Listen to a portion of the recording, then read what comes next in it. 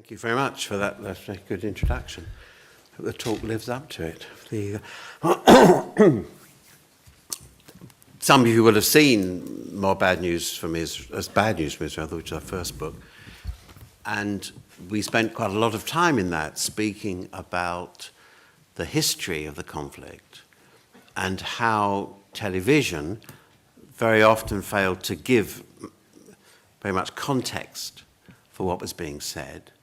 We spoke about things like the CNN effect, the idea that news consisted of action, of pictures. If you had a journalist who was in the middle of a conflict with stones being thrown, this was seen as a live action, brilliant moment for TV news. When we asked people in our focus groups to reconstruct news programs, they were able to write news which sounded exactly like a news program. So people would say, yes, I'm in here and I'm in Ramallah and there's stones being thrown, yes, and I'm ducking down now because, yes, I think there's a rifle fire over there. And very exciting, tremendous news programs. And then we'd say to the people, do you know who's actually occupying the occupied territories? Oh, no, I don't think about that, you know.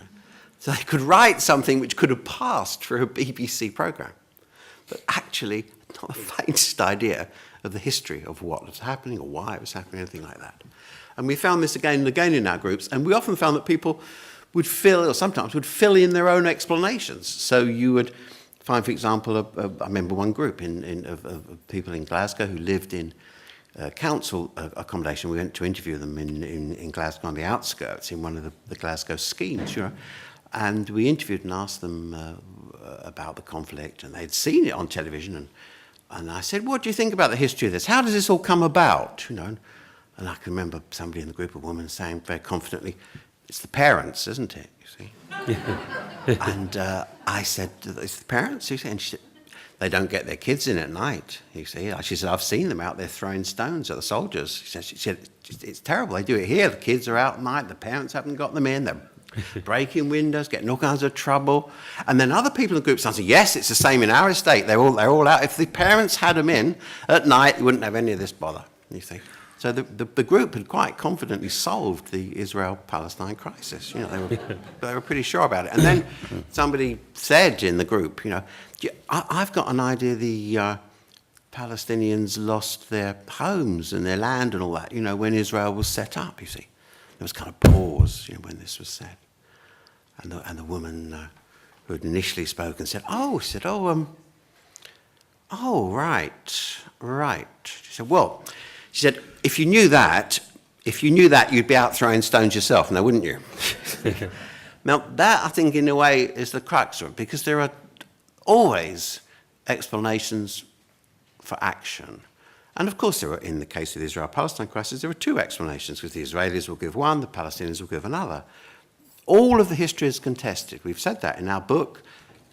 It's de rigueur. Every single fact, every event is contested. And that's why when we wrote the first third of the book, we called it Histories of the Conflict, not History of the Conflict, because in every case there were two histories.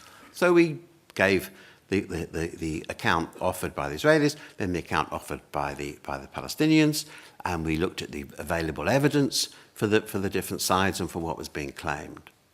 And then, with a rather straightforward methodology, we then said, well, there are two explanations all the time about what is said, what's happening in any given event, and it's relatively straightforward to check which explanation is present, which one is absent. And you can use our methods to see, you know, where are their explanations from the Palestinian side, where do they exist from the Israelis? And of course, as we know, the Israelis have a very sophisticated propaganda system. They have had for many years, but in the lead up to the attack on Gaza, particularly in 2008, from the beginning of that year, the Israelis remodeled their public relations operation. They set up the National Information Directorate. They brought in an extremely sophisticated system of public relations in which they, in effect, organized all of their speakers and potential speakers to say the same message, a set of very clear, very key issues which were to be raised and which were to be explained. It was classic, I have to say, very intelligent and rather extraordinarily sophisticated public relations. Probably the most sophisticated you'll see in international conflict. And the message was quite relentless, that the Israelis wanted peace, the Palestinians were led by terrorists, that the origins of this conflict and the immediate violence were the rockets being fired, that Hamas was a terrorist organization. We know the messages. And the interesting thing is that I'm not going to sit there and argue about, well, what's right or wrong or what's true or what's not. But for each of those messages, there is an alternative. There's a Palestinian account of what's occurred. Now, just measuring what's on the news, it's perfectly clear that the Israeli account was on rather very, very regularly, you might say relentlessly, while the Palestinian account wasn't. Now, there is no way you can get around that. It's not a question of being biased, it's not a question. Anybody looking at that news, using appropriate methods, would come up with the same conclusion. You simply can't get away from it.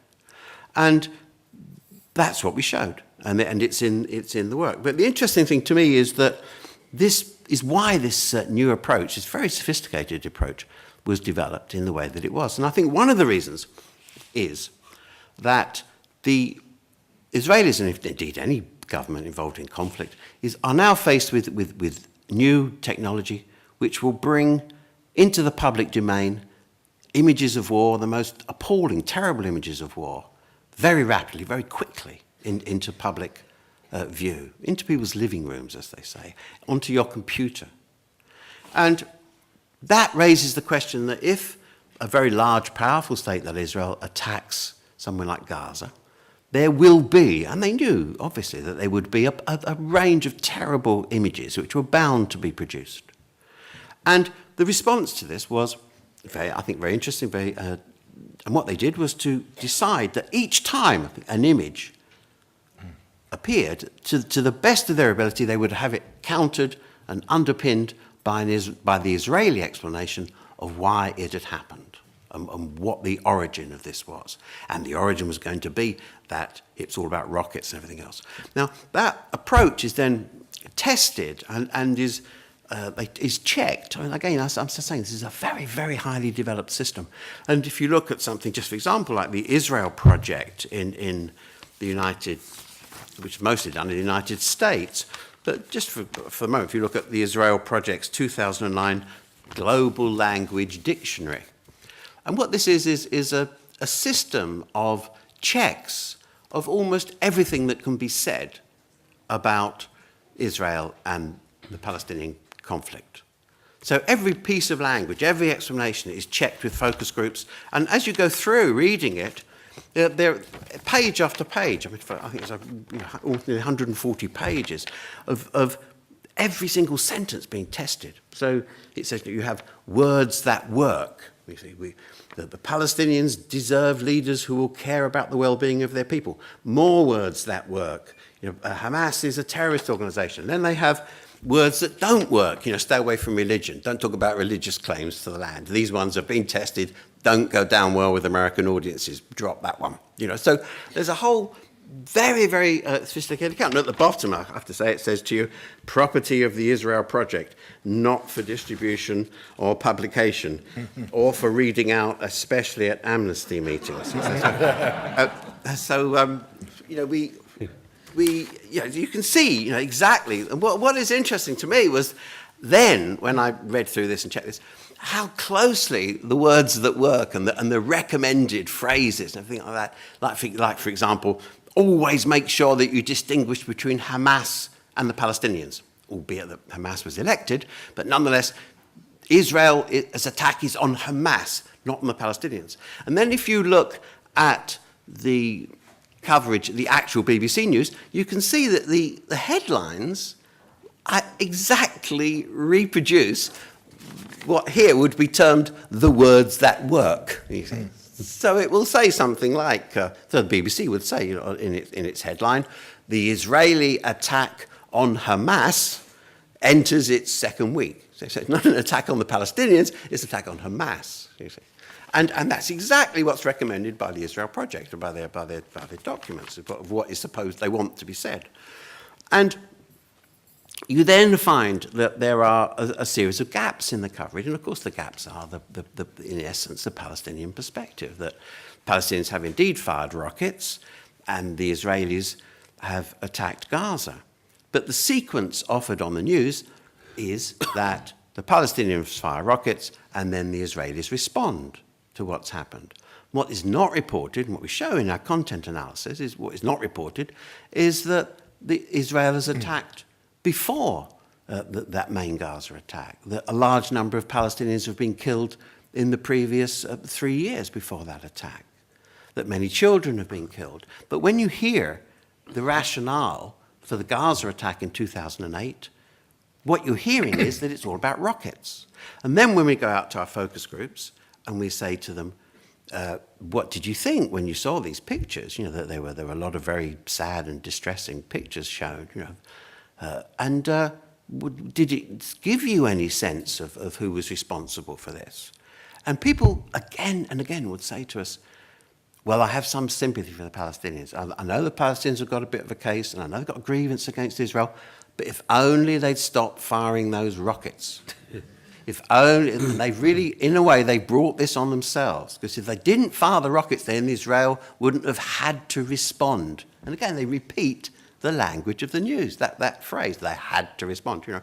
And here, I mean, I'll read you a piece which is in the book, you know, from a woman who was interviewed, and she was very sympathetic to the sorrow of the Palestinians and to the effects of the attack. And she speaks as follows: "When I saw the pictures of the dead children, it was dreadful. I was in tears. But it didn't make me feel that the Palestinians and Hamas were right. I think the Palestinians haven't taken the chance to work towards a peaceful solution." And then it just goes, and then she then repeats all stuff about the rockets in amongst people's homes and the arms being stored. And it is really a sort of, it's almost like reading out the Israeli press material and the stuff from the Israel Project. And I said to this interviewee afterwards, I said, and what was your source for these beliefs? Where did you get this from? You know, and she said, oh, Radio 4, BBC Radio, avid Radio 4 listener. You know, and I go, all from there, you see. And she was, I then said to her, did you know that the Palestinians would say that it was Israel that broke the ceasefire in November 2008, and that Hamas had offered to stop the firing of the rockets if the blockade was lifted, the economic blockade. And she was terribly affronted by this and said to me, that can't be so. I would have known that. I can't think that can't be true. How could that be and me not know it? She said, if I heard somebody say that to me, I'd want to know who said it. Who said that Hamas made an offer like that, or would have made an offer like that, or did something like that? You know, that Hamas would have done that. You know. And I said, well, actually, it was the ex-head of Mossad, the head of Israeli security. This was debated in Israel, and it was, you know, quite available in Israel, and you could pick it up in The Guardian, but it, you know, wasn't in any of our samples in television news. You know, so it was, and again, it had gone under the radar in terms of public understanding. And what we found again and again in our work was that the absences, the gaps in public understanding, exactly parallel the gaps in the news. I mean, it's clear that the gaps in what you might want to call the Palestinian perspective, you know, which those holes in the news, are exactly reproduced in public understanding, not for the group who know all about it. And I have to say that includes pro and anti, if you want to put it that way, Israeli groups. Because when you find people who are very pro-Israel, very supportive, they get the questions right, if you want to put it that way as well. So if you say, who's occupying the occupied territories, you know, they would know. You see. But you go out to the general public, and we found with our groups this time, that you still have 2/3 of the people being interviewed who really don't know who is occupying the occupied territories. They have no sense of what an occupation really means. They don't know about military, they don't see it as a military control. They very often see the conflict as sort of like two warring sides arguing about a border or something like that. And the question that we ask the journalists is, why do you not just put the Palestinian explanation, that it's about homes, it's about land, it's about military rule, it's about, just as the Palestinians see it. It's not that they're living under, they have curfews, the things that the Palestinians complain about. And the issue comes down to the fact that these are very controversial in terms of the pressures that journalists are under. And when we did the first book, journalists would say to me, when I was being interviewed on the radio, BBC journalists would talk to me about the kinds of pressures they were under. And I can remember one interviewer, the interviewer saying to me, look, I can't talk about the pressures that we're under, but I want you, make sure that you bring it up in your responses. I can't even ask it to you as a question, but make sure you get it into your replies. So it's like I have to then take the question that she's asked me and turn it around so I can say, one thing that we ought to do you haven't talked about. And then other times I can remember I went to an away day at the BBC and presented all of the results and to the BBC in Kew Gardens, the top 40 or 50 journalists in the BBC and heads of programmes and top producers. And I said to them, I just gave them the results. So this was the first book. And then we went out and had a cup of coffee after I'd done a sort of half-hour presentation.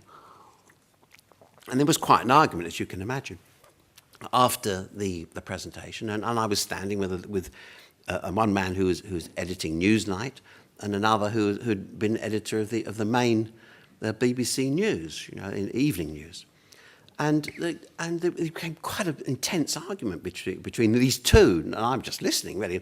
And the Newsnight man was saying, I can't believe it's as bad as Greg's saying, you see. And then the 9 o'clock news or 10 o'clock news person said, it's worse. And he looked at me and he said, you were much too easy on them, you see. And then it became more and more heated, you see. And I suppose people were joining in and arguing. And then the 9 o'clock news, which later became the 10 o'clock news person said, we wait in fear for the phone call from the Israelis. He said, the only issue that we then face are how high up from their organisation has it come?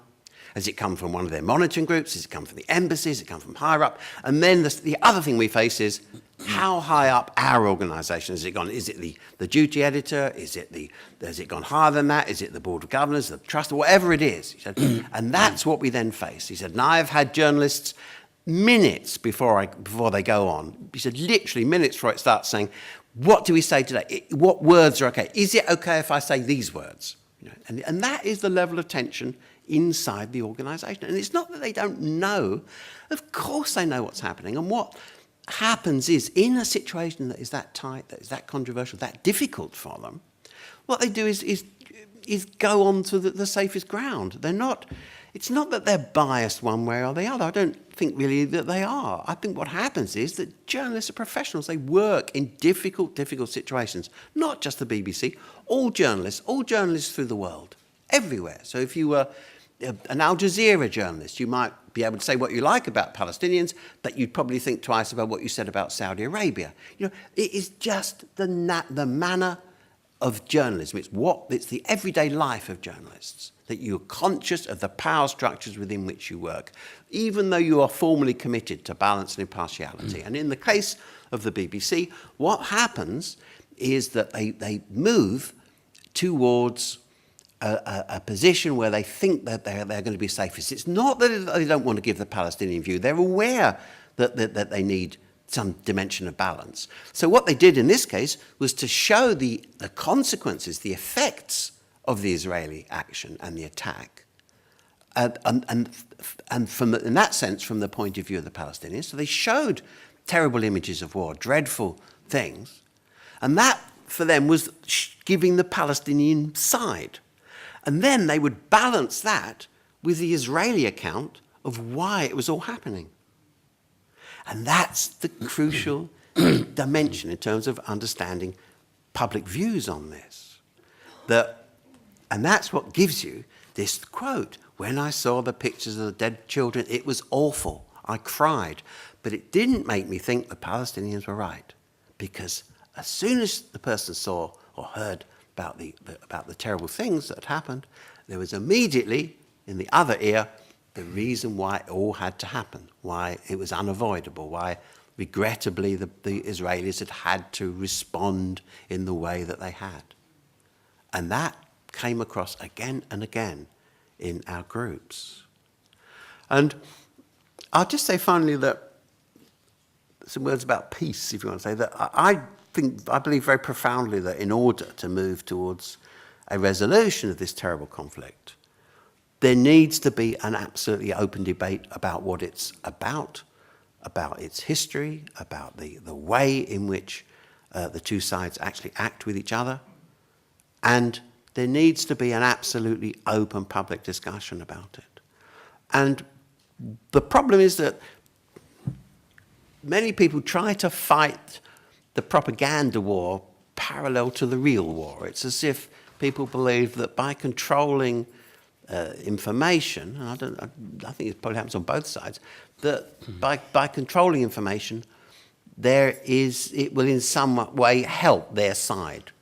And my own view is the opposite, that if you're going to go for a serious debate about what to do about this, about the origins, the reasons for all this, and therefore what must be done, you need the most open debate that is possible. And at the moment, I think we've not got an open debate. We have a very distorted, very limited account being given by most of the media. And I think in the end that the only consequence of that is to prolong the conflict, to prolong a proper argument about how to resolve it. And I hope that was to help move towards a much more rational, much more open, sensible discussion about why this has happened, how it's come about, and it's the appalling consequences for the people of the region, and how we might move towards an actual resolution. And I think as long as the public debate is so distorted, so skewed in terms of what the views of one side, you're simply not going to have any kind of sensible debate. And as we said, that it's simply that the dust storms of propaganda that are constantly generated in this area are simply prolonging the agony. And I hope that the book starts to open up a much more rational debate about the origins, the causes, and what can be done about it. Okay, so I'll leave that there.